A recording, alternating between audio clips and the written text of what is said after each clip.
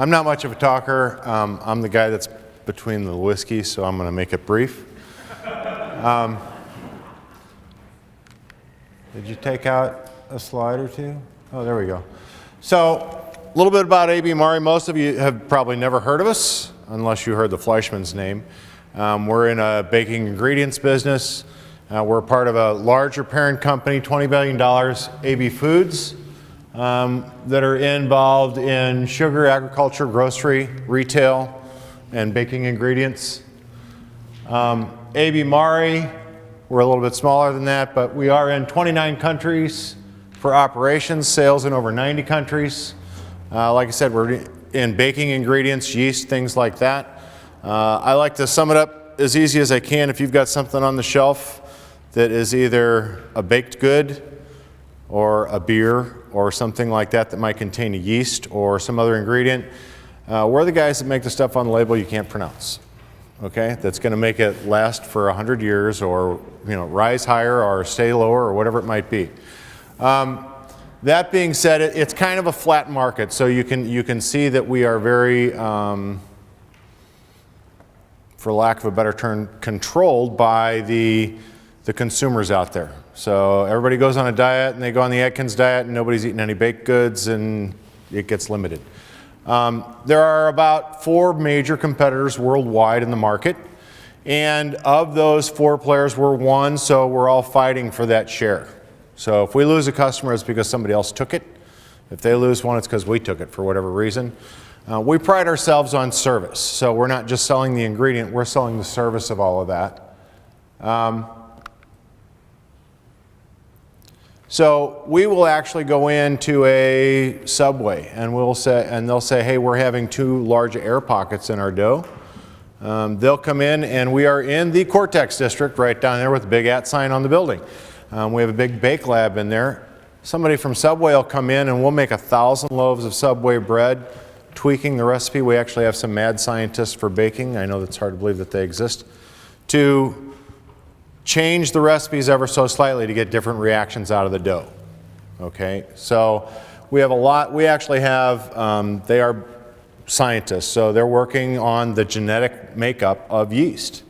They're working on how these different enzymes react with yeast, react with flours, baking powders, things like that. So we have a lot of data. We decided, I guess it was 3 years ago, we being the company of one, that we were going to come up with this long-term strategy. And so it's all in the process, in my opinion, of you have to, the changing role of the IT leader, and there are so many roles that we have to fulfill. Okay, so you're not just a techie guy that knows about email and knows about security and knows about networking. You're a salesman, you're a marketing guy, you're all of those things. You're the financial guy. You have to wrap it up. So in trying to transform what was a very, I mean, baking's been around for a gazillion years. So how do you get those into the digital platform? How do you migrate them so that they understand that being able to mine this data, being able to make use of it and optimize things?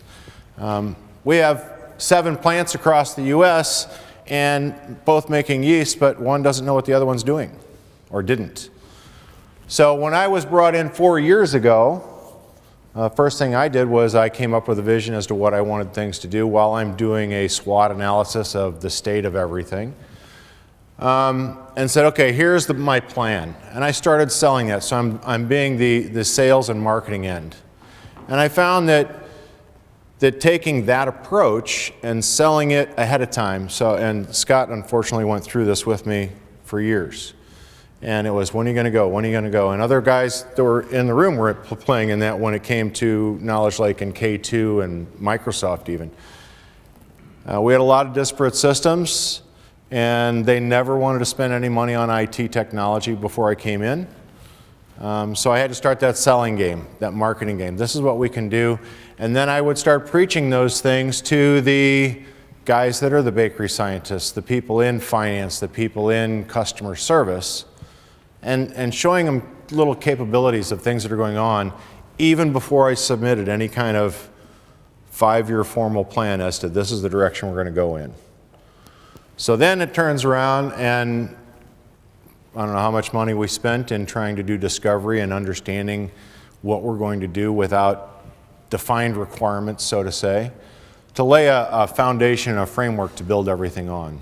So working with CTP, talking and doing a lot of research, we decided on a foundation built around the Microsoft stack, SharePoint, Knowledge Lake, K2, and optimizing all of those things together. Worked with these guys day in, day out. Finally, 18 months afterwards, I went in and I pitched my business and I said, okay, I need $5 million to transform this business. Normally, something that size, it has to go all the way up to the top at ABF in the UK. The top guys are looking at it, they're saying he wants $5 million to what for IT? And surprisingly enough, all the guys up the chain, they already knew the story. They knew what Phil was trying to do with AB Mauri. They knew already the things that it was capable of. So when it got to them, it was, yeah, okay, here. Half a dozen people I work with almost fell over. They were like, first of all, we can't believe you got it approved, and second of all, we can't believe you got it approved so quickly.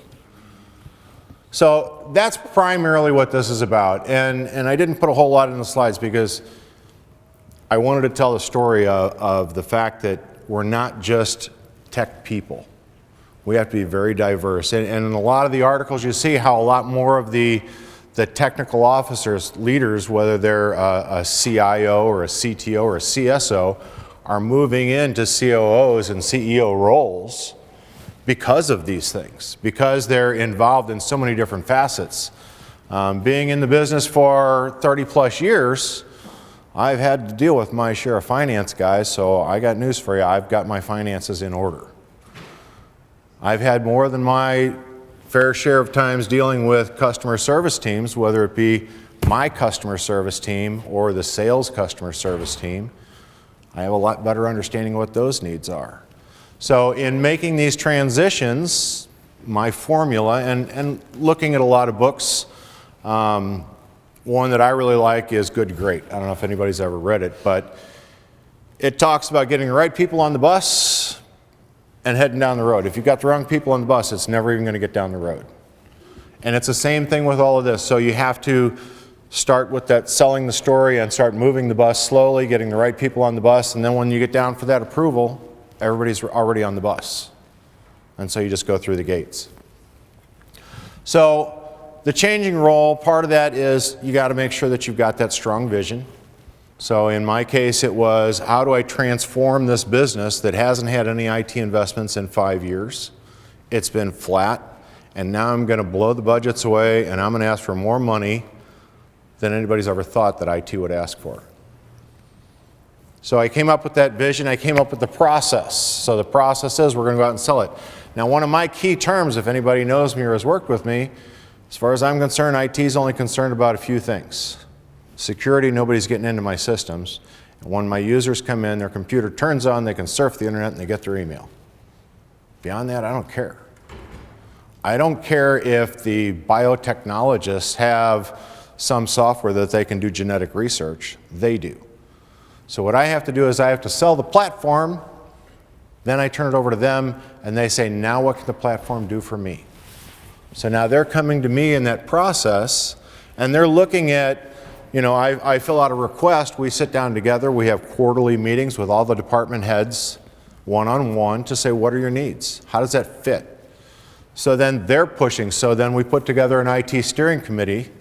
They never heard of that before, and I'm the only one from IT on it. But all the other members are the heads of finance, the president of the company, things like that. So when sales needs that new CRM tool, they come in, they present what they need, what they want. Now it can be prioritized with business objectives. Once it's done like that, that approval isn't that big of a deal. So it's just lining up your ducks, setting them all in a row, and getting to work through the process. And then the last piece on that is the governance, and I probably should have been hitting this through it, but I'm more of a talker. So when you get into the governance, if you have the governance guidelines, so, and nobody's got it right, nobody's got it wrong, we're all learning every day. Lord knows, if you say I've got requirements, I guarantee you by the time you're at the end of the project, they've changed, or there's more needs. So have that governance in place so that when you go forward and you say, hey, this changed, you have that mechanism to raise a change, ask for the additional funding, understand that ahead of time. And so that those other people in the organization, they know what that is too.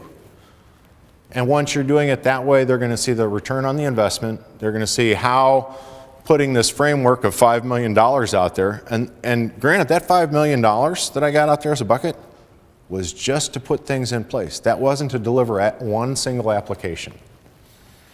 Okay? That was to make sure that now when somebody comes to me, I can say, we can do it with this.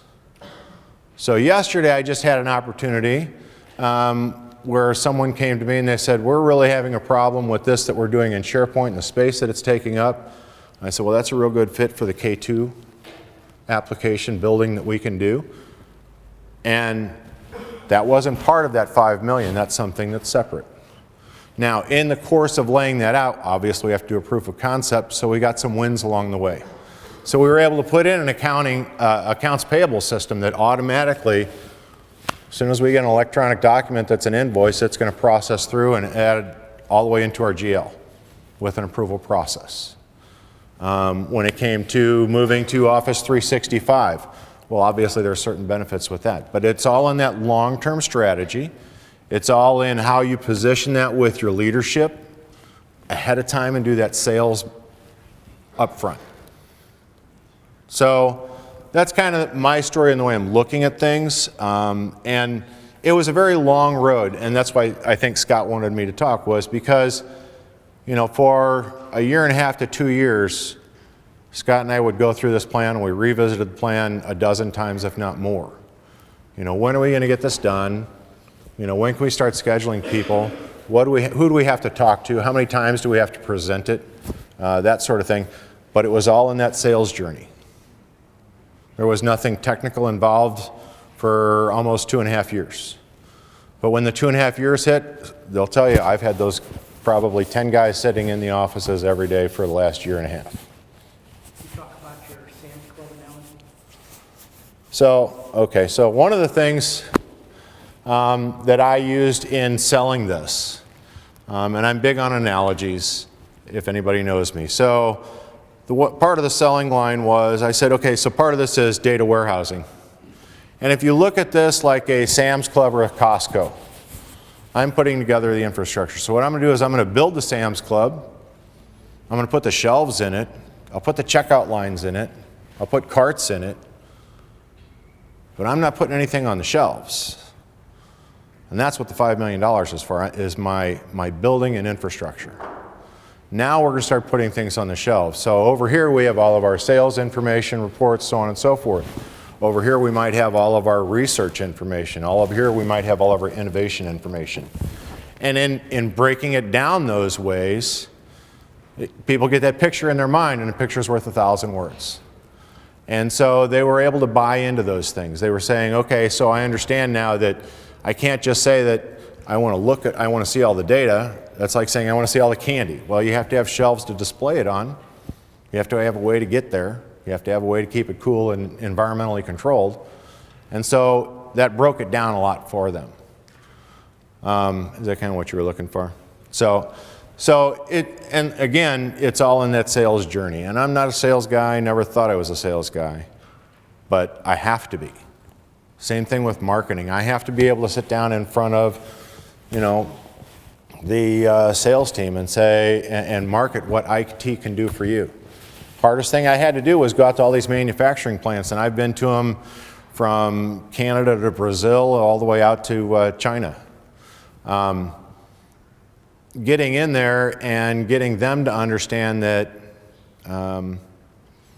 they may be making the product, but they need us to be involved when they're looking at the controls that they're using on pumps. when they're looking at, pressure meters, when they're looking at PLC systems, when they're looking at security systems for the buildings. All of that is technology bound, and we need to support all of that. So I had to make a sell to them to understand that, yes, you're manufacturing, but you need me in the IT corporate world. And in the last 3 years, we've had a huge turnaround in that. So now, and we continually grow and evolve. Like I said, nobody's got it 100% right, but we're all learning. We've adopted a lot of the things that I've heard today when it comes to making sure we're all team players. Trying to utilize what we best can out of everybody. I didn't come in and try to blow the team up. Lord knows I've got 4 guys that have been there for 20 years each right now, which is pretty amazing in this industry because people jump around a lot. But I'm not trying to blow it up. I'm not trying to change things drastically. I sold a story.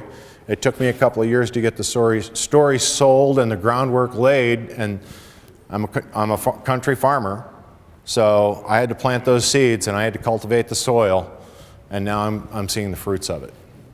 And everybody in our organization now they're chomping at the bit. They're at the point now where they've seen some of the things that can be done with the suite of tools that we've added to quickly get things, and I need more, I want more, I want more. So you have to be prepared for that also. That's about it. I don't want to be between everybody's beverages. Okay. Any questions? Concerns? Jokes? Dance numbers? Okay. Don't leave yet, don't leave yet. So I'm going to tell a couple quick stories about working with Phil. Oh, no. So A.B. Murray was my client prior to Phil's joining the organization. His predecessor had the belief that IT's role was to save the organization money by not spending money. And there are a lot of CIOs out there, that is what they believe. I can save my company money by not renewing my Microsoft license, by not buying more software, by not investing in change, by using the same tool for multiple things. So I'm not buying things, and in their mind, that is their role. Phil came into A.B. Murray, the same organization that was very, very frugal, didn't want to spend money, and he painted a vision of transformation. And that's kind of what I wanted him to talk about. He painted this vision of transformation, and he came into the organization with part of it flushed out, and he was open to hearing my suggestions and me bringing in other people to expand on the vision that he had. And once he understood it, once he kind of figured out the pictures, he came up with a step-by-step plan to get there. And again, I've seen a lot of people wish they could do it, but their organizations don't spend money. We can't do these projects. We can't transform the organization. The reason I asked Phil to speak is because he came from that type of organization. But he was able to get the money to build his Costco. And he started building just a little tiny bit in the left-hand corner of Costco. And people started seeing success with that little corner, that little shop that he put in over there. And it took forever. Again, it took 1.5 years, 2 years to build even that little bitty shop. But once that little shop was successful, adding more and more things to the shelves, to continue with Phil's analogy, has been a whole lot easier. And it's not been the fighting that Phil saw at the beginning. It's like, when can we go next? When can we get ready for this? What else do we need to do? And they're part of he's leading and he's not fighting. Do you understand the difference? There can be a confrontation in IT, but Phil isn't part of that at all. And they're seeing him as the agent for transformation. And to me, it's exciting as can be to watch.